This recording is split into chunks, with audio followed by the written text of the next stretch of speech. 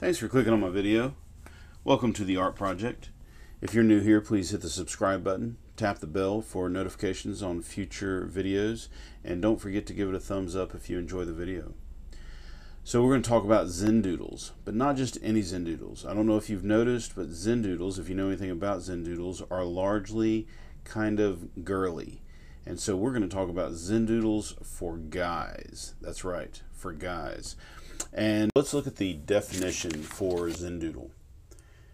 A Zendoodle is a drawing created out of a doodled pattern to create a recognizable object or just an interesting abstract picture.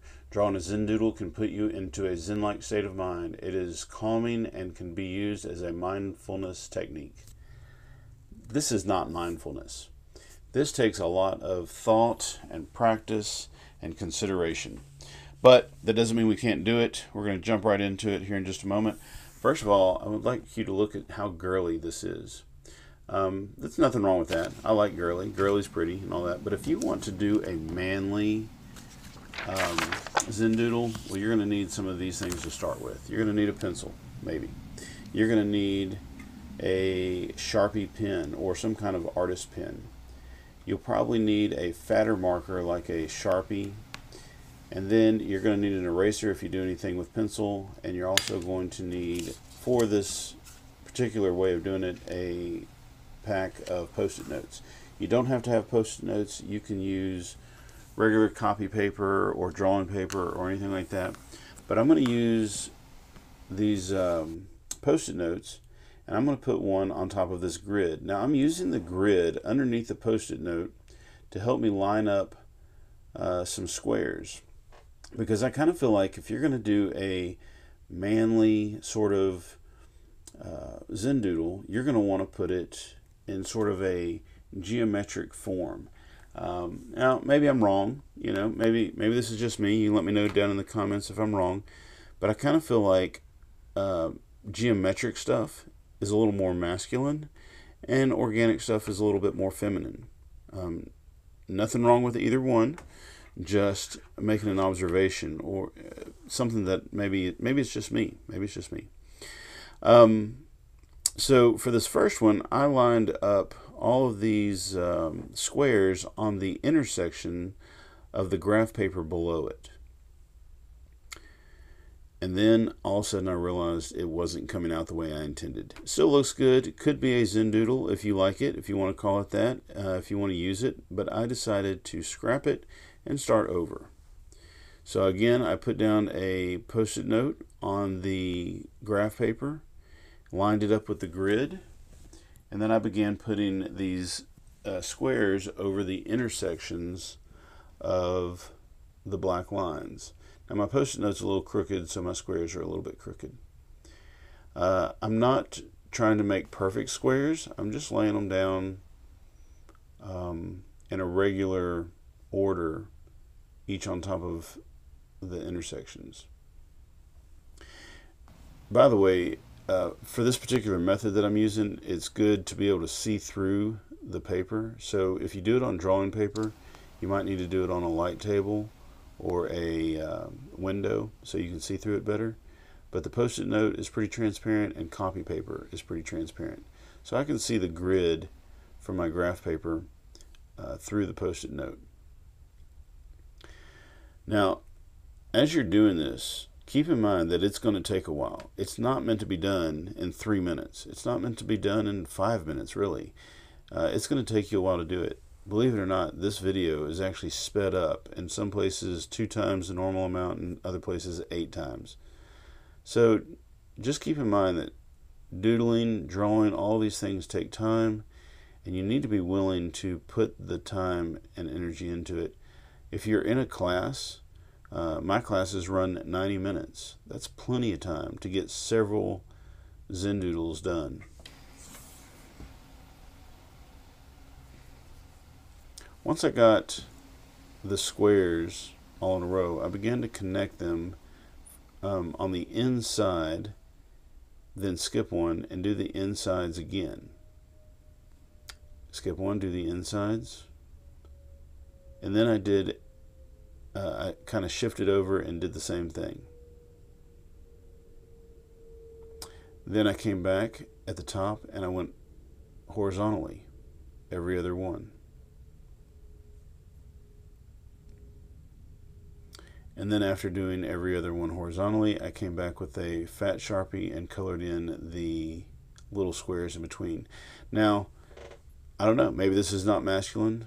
Maybe the basket weave pattern is more feminine. I don't know, but I like it. And like I said, I'm trying to go for a masculine effect. I also came back with a Sharpie pen again and gave it a little bit of shadow. You can add more or less shadow depending on how you like it. And not only that, but this is every one of these Zendoodles that I'm going to show you, you can kind of stop at any point during the Zendoodle and leave it as it is. So I'm going to change it up a little bit, and I'm putting this post-it note on the diagonal through all of the little points. If you look at the bottom left edge, you can see how it goes diagonally through each square. And then I'm going to put a diamond shape on the intersection that starts about halfway in each square. You can pause the video and look at it closer to see what I mean. And I just did every other one, leaving every other intersection, leaving every other intersection blank. Once I did that, then I came back and did every other blank intersection with a horizontal diamond. Notice none of my diamonds are really perfect. You want to try and make them as nice and neat as you possibly can, taking your time, but they don't have to be perfect. Once I did that, I thought it looked a lot like the pattern on some of those metal toolboxes in a truck. So then I went through and I put a cross in the middle of each diamond, and I shaded the top and the bottom, the top left and the bottom right of each one. And it never fails. Every time I did this, I always missed at least one of the diamonds, and then I had to go back and finish it. And I also messed one of the diamonds up altogether. You'll see maybe in a minute. Maybe you won't even notice it. I just kept on going and hoped it wasn't really noticeable. I'm only drawing your attention to it because I wanted you to know they don't have to be completely perfect all the time. So again, I shaded in the top left and the bottom right with little hatch marks. That was the one that I messed up. Anyway, so I really like this one. I think that one turned out nice.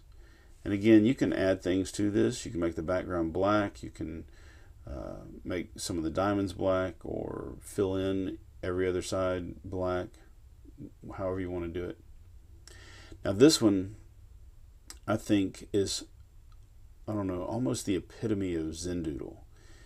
That is, you're repeating something over and over again, as I've been doing in all of these, but it can also kind of like confuse the mind. So I don't think these things are necessarily calming. Once you figure them out and once you understand how to do it, they can be calming. They can be Zen-like, and that's great. But until then, it's frustrating. Just stick with it and do the best you can. And if you mess up, start over, or just hope nobody notices you mess up and just keep on going.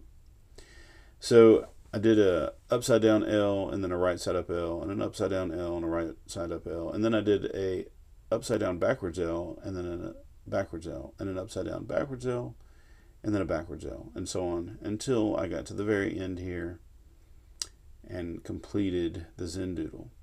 But I wasn't quite satisfied, and so I went back and I shaded in with some hatching the inside square.